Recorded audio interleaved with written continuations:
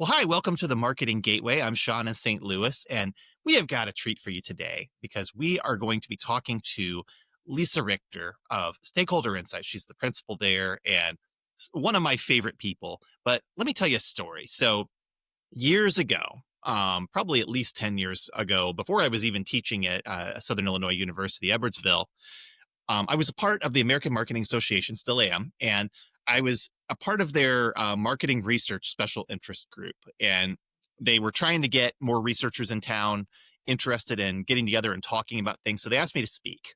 And the topic that I decided to go with was to explain qualitative and quantitative research, which sounds really boring, I know, but being the comic nerd that I am, I used to work in the comic book world. I thought I can relate these two kind of confusing, long-winded academic words to something that people understand, and that's Batman and Superman. So I gave this talk, and what I did was I explained that quantitative research is like Superman, because quantitative research is all about hearing from a large group of people. It's kind of like Superman flying over Metropolis, listening for cries of distress, and then zeroing in on the insights that you're trying to get to, and that's like Superman flying down and saving the day. The problem with quant, though, is it often kind of has the same applications, no matter how sophisticated the research is. And Superman, he's got all these powers. He has these amazing things he can do, but more often than not, he winds up just flying in and punching somebody. So, quantitative and Superman have a lot in common. But then qualitative research, it has something in common with Batman. And Batman is, if you go back and read his original origin story, he's described as this kind of weird creature of the night because he's this guy that prowls around in the dark with a heavy cape on. He looks like a bat, and he listens to criminals, and he tries to understand what their enterprises are up to, and he'll sneak up on them and use the tools of psychology and his detective work to terrify them and to get them to give up what he wants so he can go and take down the bigger criminals in Gotham City. And this is a lot like how qualitative research works without the terrorizing part. But we listen to people. We really try to think about what individuals have to say, and we use some of the tools of psychology in order to try to figure out the direction in which things should go.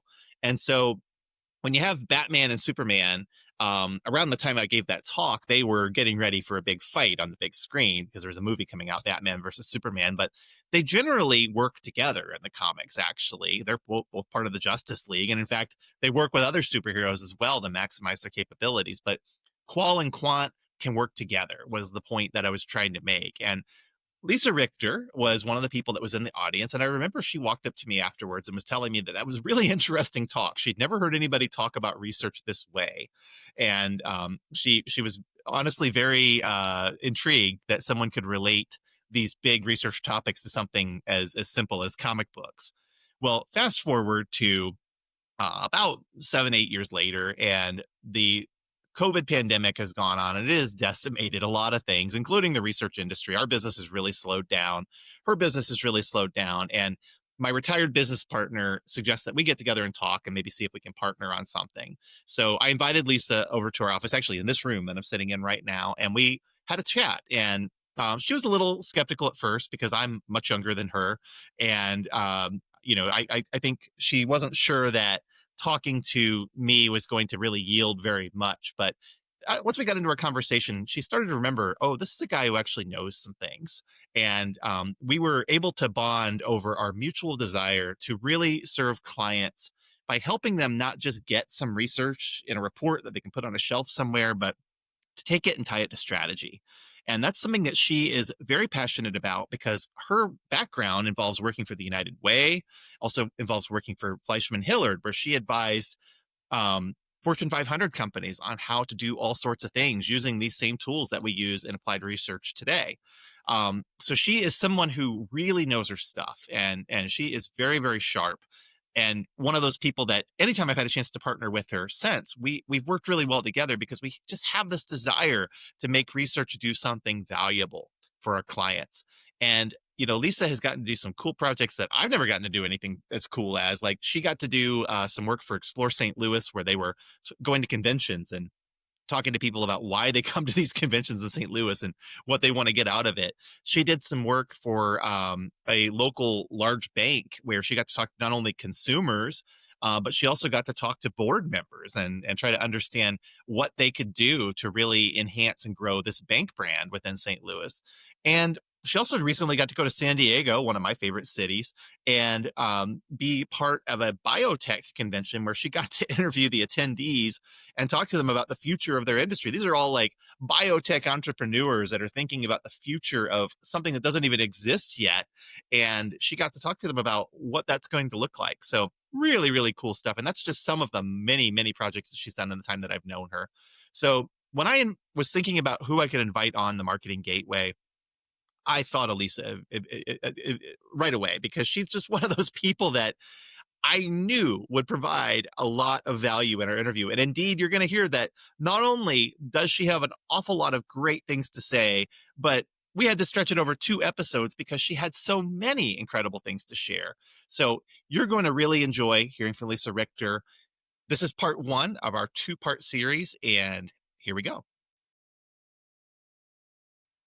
Hi, everybody. This is Sean in St. Louis. It's a Marketing Gateway. And today we have a special guest as our inaugural guest on this show. This is Lisa Richter from Stakeholder Insights. And I've known Lisa for quite a while. We've been in the trenches together doing some research and insights work together.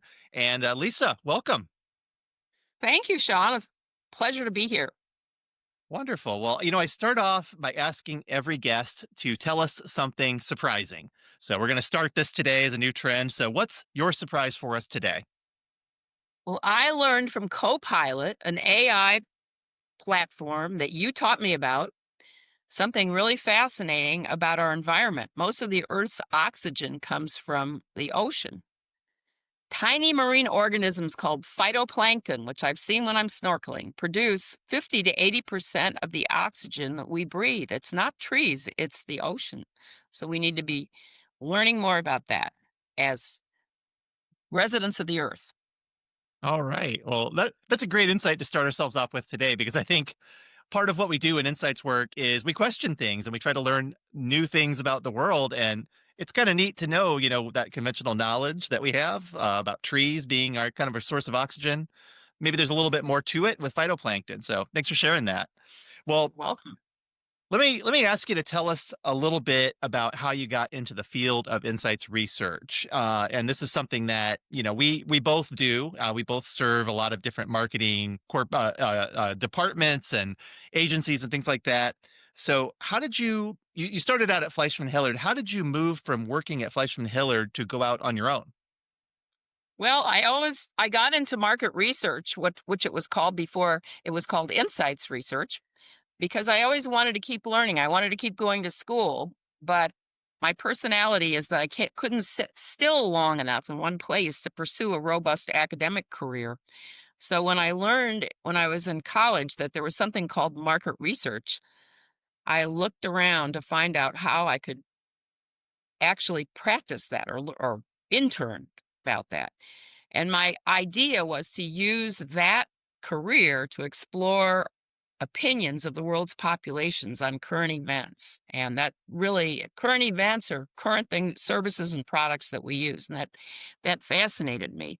So I became a intern at Fleischman Hillard, actually a research associate, to a pollster, a political pollster who soon left, but then I continued there in the market research field for many decades, 3 decades almost. But I left that company, that fine company, because I knew it was time to turn over the leadership to a younger generation. I'd done it long enough. And that's one thing that I learned in my career. You can't hang on too long in one place or you get stale. And there are other people that need to move into your function and make it better. At that point, when I left there, I knew enough people in marketing who needed some contract market research to start my own business. I had a base of business. But right before that, I spent 2 years at the United Way of Greater St. Louis as their head of brand management and marketing, and I helped them rebrand. One of the things I did there was help them put up their first website, and that was very important for that organization. And then I started my own organization. Well, I know one of the things you and I have talked a lot about is the importance of gathering information that's gleaned from research to support strategic decision making. And that's one of the things that you do now at Stakeholder Insights. So, what are some of the ways that you advise your clients to use research to get the most out of it? Really, when we sit down for the first time or meet virtually, I ask them at the beginning to define the decisions they will make based on the information they want.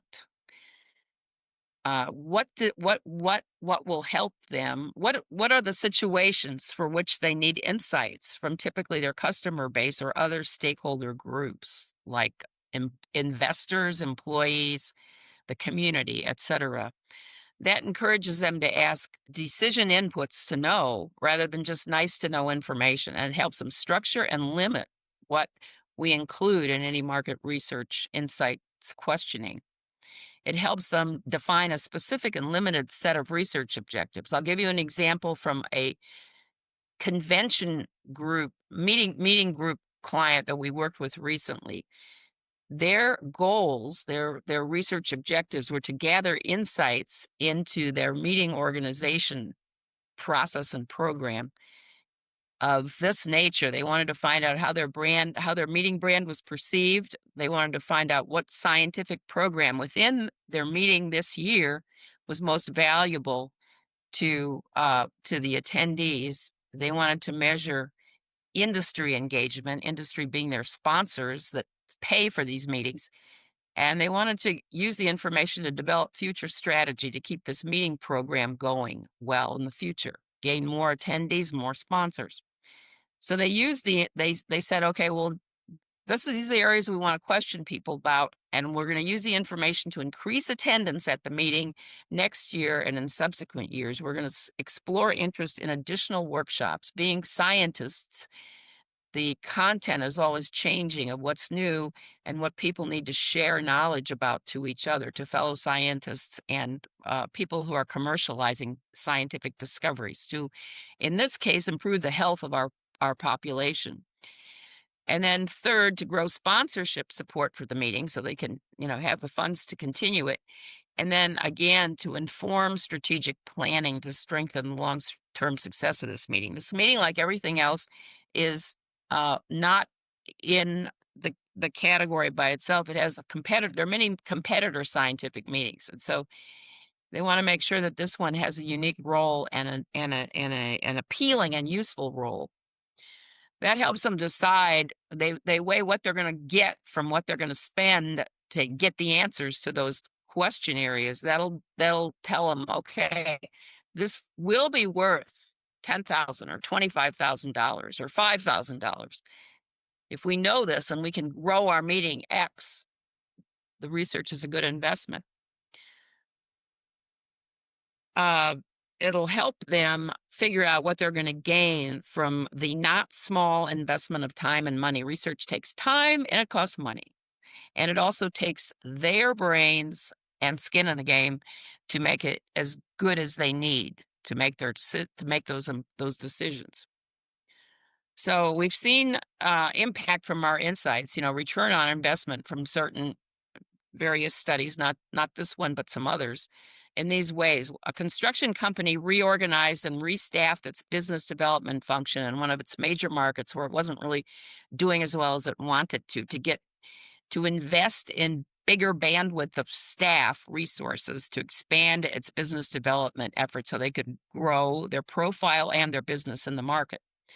Number two, a chemical manufacturing company decided not to site a somewhat hazardous plant and distribution center in a regional location where they needed a distribution center and they needed to produce product, because we learned from the research that the site that they liked was adjacent to an elementary school and dense suburban housing. The community was not at all in favor of the proposed industry when we tested it in focus groups anonymously. It but the company still needed a site and a distribution center in that location, in that region, because they had none and they had the business to support it. Instead, they decided to modify the activities they were going to do there to be on more a safer end of the spectrum of all their operations. And they also invested their private money in expansion of local public roads to ensure the safety of transporting their product from that location to the whole up and down the region that they needed to serve. So it modified their behavior by getting input from the community and realizing that they would have a big fight and damage to their brand on their hands, possibly long term, if they tried to uh, input their original model. And also, the study was done after they had already failed to be accepted in 3 other communities. So this time they thought, okay, we need to listen to the community first and figure out which approach will be acceptable.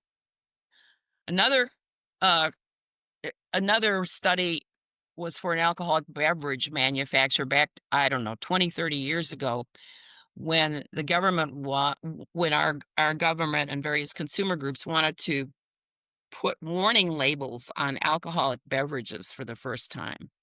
These were not always there, um, because consumers, were concerned. There was a lot of information in the media about fetal alcohol syndrome, and consumer groups and government agencies wanted a message about fetal alcohol syndrome to pregnant women to avoid drinking while they were pregnant.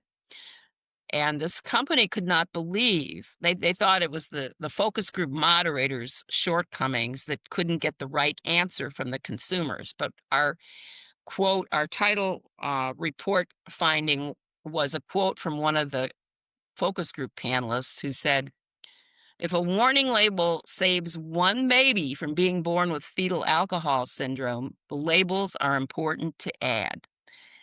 Wow. Even after we heard that, the company put its own public affairs people in focus groups in a different market to try to get a different answer, but they got the same answer.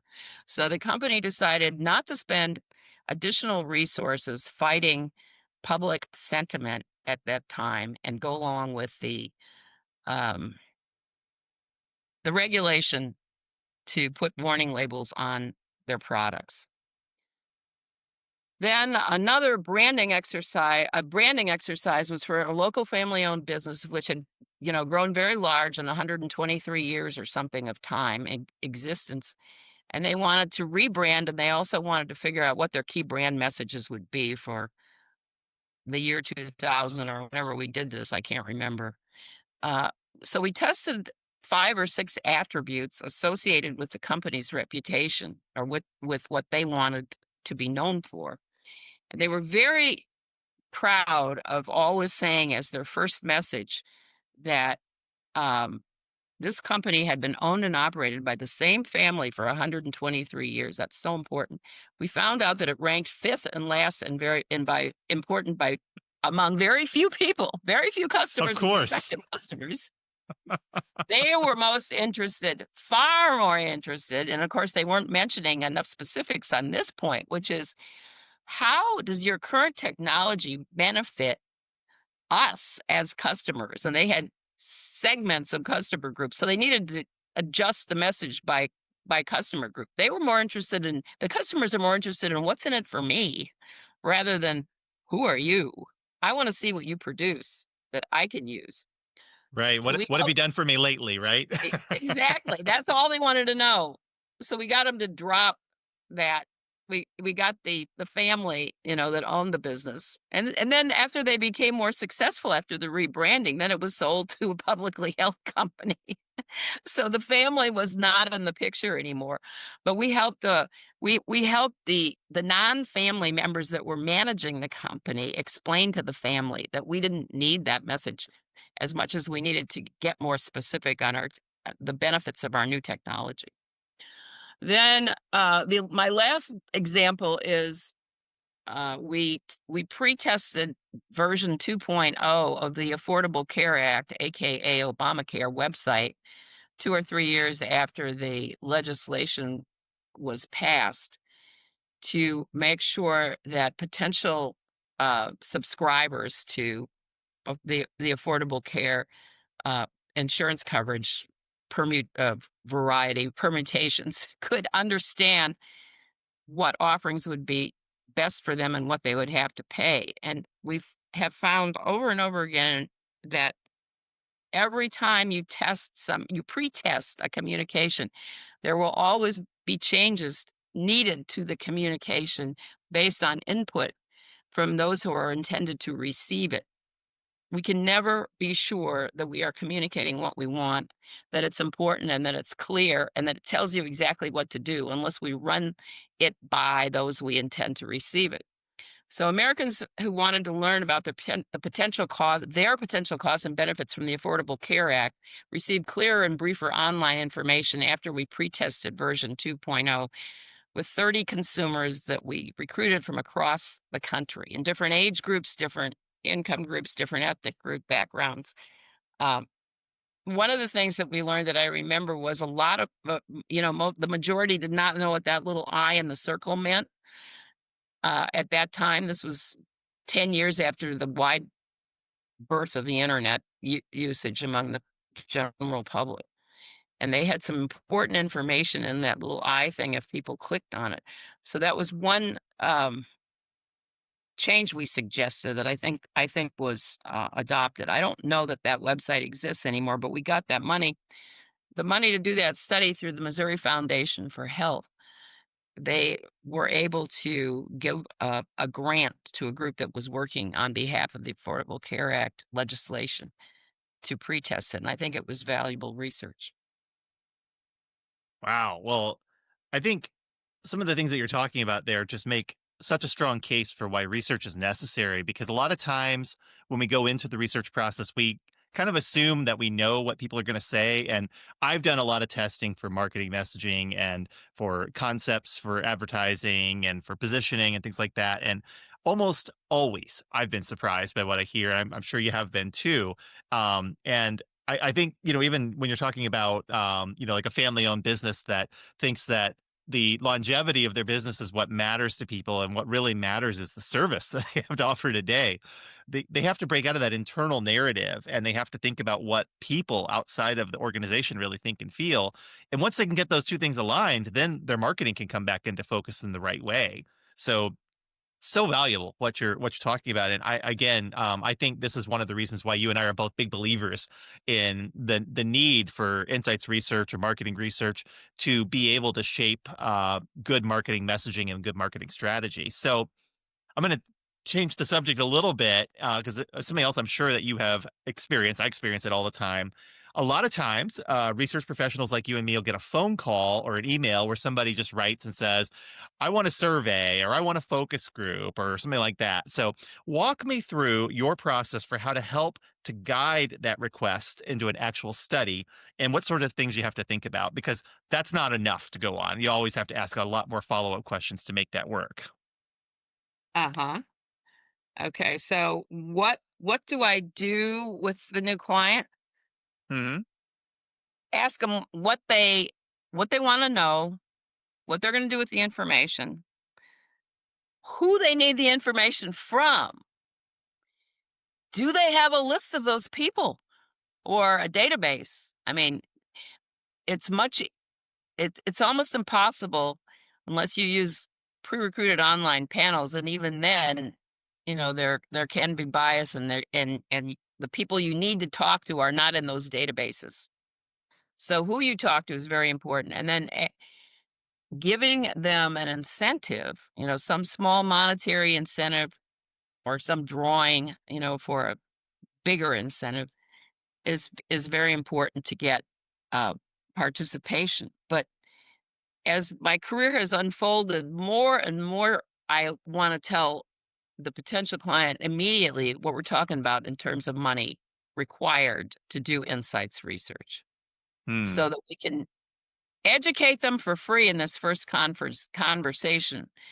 But most people don't do it often, so they don't know unless it's a large corporation with an insights team inside that has conducted market research. They don't know that, they don't know we're talking 5,000, 25,000, 100,000. Yeah. And a lot of them have needs that are very expensive when you're talking about a small elite audience of, like potential physicians or scientists or government officials or community leaders who get a million requests for surveys. So, we talk about the cost, we talk about the benefits, we try to isolate what the questions are and what they're going to do with the information, what kind of questions yield what might yield some information. And even before that, we ask them, what existing information do you have about this? Because there are so many associations that conduct research for their members.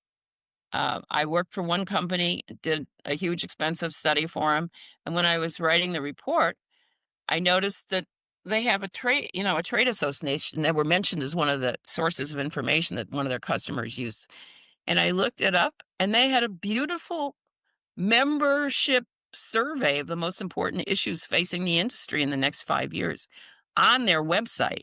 And I told them about their own industry study that would be useful in answering some of their questions. So the first thing you want to do is look at what's out there, ask them if they know Hmm. what's out there, and also get their if they have conducted insights research before with their customers, have them um, get that for you to look at or ask them what was in there.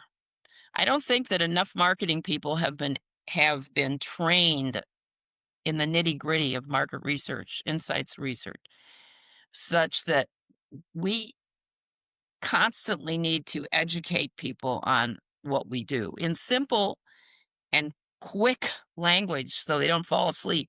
But any kind of um, popular analogy that you wouldn't order chocolate ice cream if you'd known from experience you break out in hives.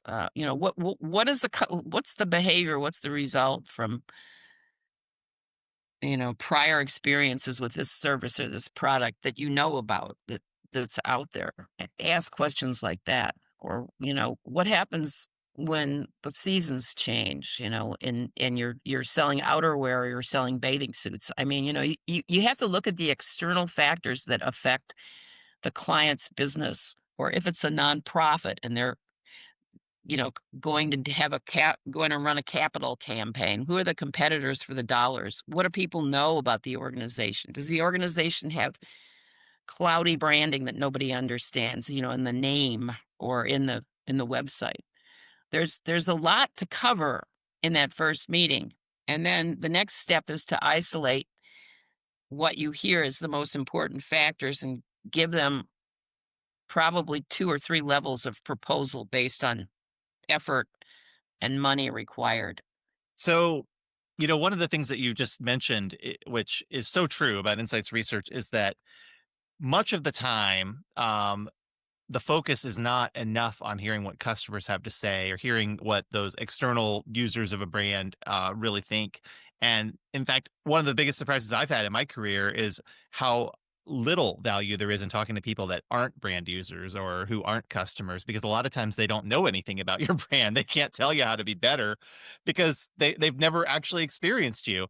And I think that really surprised me a lot when I realized the value of hearing from people that know something about you is so much more than those that don't. But there are other surprises that we've uncovered in research. What are some of the biggest surprises you've uncovered in your own research? Well, this is a controversial topic, but Hmm. did some work for Planned Parenthood about 15 or 20 years ago and found that among women of reproductive age in the St. Louis area, which has large amounts of women on both sides of the aisle in terms of pro-life and pro-choice, that Planned Parenthood has a much bigger fan base than one reads about in the media. And Hmm. among women who were brought up in religious affiliations that are clearly pro-life. They were in medical situations that required Planned Parenthood services. They remember back to their early youth days, early adult days, how friends had been helped so much by the medical services, and how they had really great experiences and were willing to advocate for them. Another surprise that we learned over and over again is that we all know this because we all have our friends and family visit us in St. Louis from other places for the first time, and they haven't been to St. Louis before. But for work we've done for Explore St. Louis, our tourism bureau in St. Louis, we learn people who travel here for the first time are amazed and extremely impressed by our tourism sites and the activities throughout our community, and the fact that so many of them are free, thinking about the free Yeah. museums in Forest Park. We just continue, and I always try to rein back my plans whenever I have another family visitor and not try to wear myself out packing in all these free locations, but people are continuously impressed by what we have here, as tourism sites. So we interview people in the convention center who are here for meetings, but also manage to get out and see some of the neighborhoods and see the cultural sites, the museums, the parks. We have so many beautiful parks. And they tell us, I never knew. We don't see this information in the national media. We just hear about crime. So that's a great surprise that we found over and over again. Another surprise is that the younger generation wants to communicate via text messaging rather than phone. I've just learned this in doing business for a long time that the way to reach people these days is get their cell phone number and send them a text. Don't call them. They won't, if they don't recognize your phone number, they don't want to answer the phone because they fear a scam, or they don't want to be bothered because so many organizations try to market cold through getting people's phone numbers or email addresses. So, how we approach people is something we learn in our research, or we have to know to stay in business, how to do outreach. And I gotta add, it's not a surprise to me because I'm part of that generation that much prefers if somebody's gonna call me, I want them to text me first. So I think a lot of organizations are still not ready to communicate with people that way, even though it's probably been that way for at least 10 years now. Absolutely, yeah. I'm finally accepting it. I text people about when we can have a call, or if we can have a call, or do we just want to text? Which we know, Sean and I know, is more inefficient because you have to keep going back and forth. Do you mean this, this, this? Anyway, that's my perspective as somebody who started out when we just used the phone, the landlines. But one of my very famous favorite discoveries, favorite surprises was when I was at Fleischman Hillard, we did some work for the Los Angeles Dodgers. Hmm. And I can't remember the exact research objectives, but we were trying to get more fans to come out and watch the Dodgers, believe it or not. I think they have a healthy fan base now. They certainly spend a lot of money to have a wonderful product on the field. But back in the late 1990s, there was no Spanish language radio station in Los Angeles, our second Hmm. largest,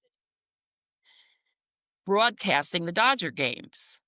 They had had one really famous Hispanic player, Fernando Valenzuela, back in the, I don't know, 60s, 70s, who when he was pitching and very successful, there were quite a few Hispanic Latinx fans that did follow the team. But when I looked at their own surveys, I was astounded that they didn't have any. They had very few Hispanic fans that came to the stadium. And then I thought, okay, well, how many Latino um background people are in Los Angeles? And it was 40% in the city of Los Yeah. Angeles. So I asked the people in marketing that we were doing the studies for, why isn't there are there no Spanish language broadcasting radio stations for the Dodgers? They said no, there weren't. So that was one of our recommendations, and our recommendations are always suggestions. Consider figuring out how to get Spanish language broadcasting to your large Latino population to increase interest in the team and Yeah. tickets at the stadium. Sometimes we find very basic facts out that people don't consider because they don't get out of their own daily context of the organization and how things have always been done, and don't think enough about the wider world, as we said before. Yeah, and it makes you wonder here in St. Louis, where the Cardinals, who are still very popular, but they're seeing declining numbers of people going to games, if maybe they need to consider outreach strategies like that as well. Because I'm certain there's people that they're not reaching and they're not turning into fans that they could Mhm. be if they had a different kind of outreach strategy than they've had. I know I've heard that organization and I've heard the president speak about what they do there, and I know that they try a lot of different things, including They yeah, they have, these special nights where they'll have things like Hello Kitty or, things like that to try to get younger people to come in. But it only is as effective as it gets them to come in more than once. If it just gets them to come in once and they don't enjoy the experience, they're not going to come back. So outreach is so important. I think that's a stunning insight. Wow. I am so excited that we got to share this much of that interview with you. And there's so much more to come in part two, which we'll be putting up in a couple of days. So I hope you're looking forward to hearing more from Lisa. She's got so many more incredible things to share. And I'm Sean in St. Louis. This has been the Marketing Gateway. See you next time.